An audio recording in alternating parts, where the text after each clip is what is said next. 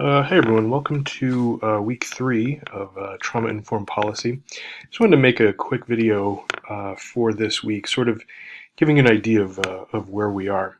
So week 1, we reviewed the 5 or 6 principles of trauma-informed care and some basic ideas about trauma. I say 5 to 6 principles depending on which sort of model you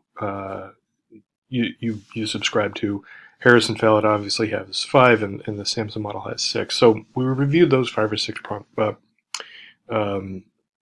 principles. Then last week, in week two, we introduced the Bowen and Mershid framework for analyzing policy in a trauma-informed way.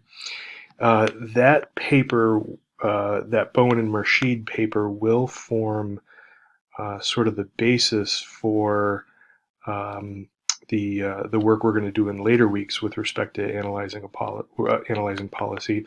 And then we reviewed sort of the heterogeneous impact of trauma and introduced this idea that policy can have a big impact on human health and recovery and well-being, so on and so forth. So what are we doing this week? Well, this week we're thinking about trauma policy at really the organizational level. So if you remember way back from week 1, we talked briefly about sort of the role of organizations in providing care. And in this class, just to give you a little reminder, we talk about trauma-informed policy really at a couple of different levels, and the organization is one of them. Most social work services are delivered in the context of organizations. What I've put over here in this part of the slide is Urie Bronfenbrenner's ecological systems theory. We would put organizations somewhere in the meso system. This is spelled looks like a European way, meso system there. But the way that they structure policy obviously has this impact on how people change.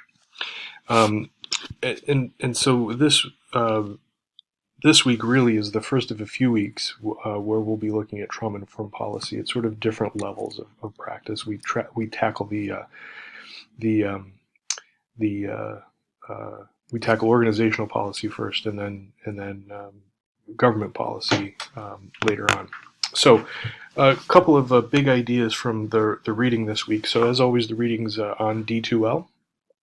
So Harris and Fallot, or Fallot and Harris this time, introduce a framework for analyzing sort of agency and organizational culture for how consistent or inconsistent it is with trauma-informed care.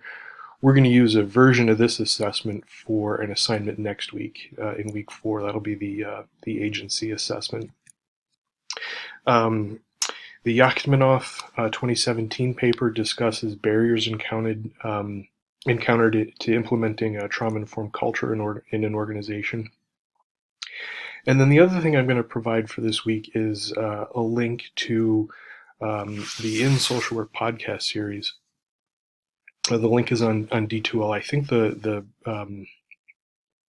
link of the podcast itself is maybe 45 minutes long or so.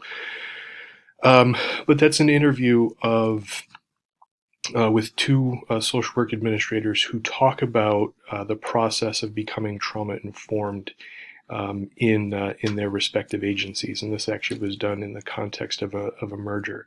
By the way, the interviewer is you may recognize his voice. The interviewer on that particular podcast also happens to teach for Edinburgh University. It's not me, but it's someone else. So a couple of goals for this week. First, the goal is to really introduce the trauma-informed assessment, that organizational assessment that Fallot and Harris developed. And then really the goal of this week's material is really to understand that being trauma-informed in some ways is a lot like being culturally culturally competent. In other words, it's really a process. It's not a destination. It's sort of this ongoing process. Understand that it takes time. It's not always done perfectly, and it requires this sort of ongoing commitment and tolerance of setbacks. And the other thing to keep in mind about what it means to be trauma informed, just like being culturally competent, or having cultural humility, is that it's really behavioral.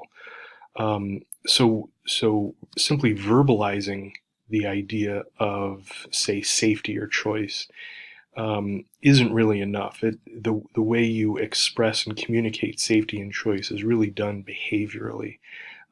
So, for example, we don't judge people when they say things. We don't regard them with anything other than sort of positive emotions and positive affect. So, lastly, then, so after this week, like I said, we will be moving into assessing policies for how sort of consistent with the principles of trauma-informed care, or inconsistent they are with principles of trauma-informed care.